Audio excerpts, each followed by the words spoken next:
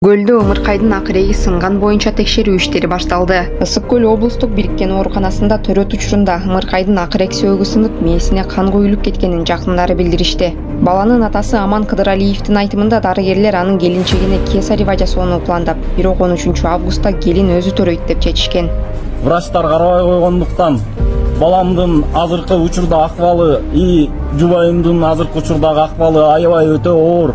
Урматтуу Садыр Нуркожоевич Жапаров, ушул кайрылуумду бир өзүңүз кабыл кылсаңыз, бир өзүңүз баламдын колу сынык, акыреги сындырган, кровоизлияние мозга болду. Бул врачтардын шалакылыгы, гематома болду. Ушуну бир өз колуңуз менен көзөмөлгө алып берсеңиз. Окуя болгон оорукананын төрөт боюнча орун басары Рыскан Алдашева окуя боюнча билдирүү жасады. Бул келинде ургентный врач, күзөттөгү дежурный врач жана экинчи дежурный врачтар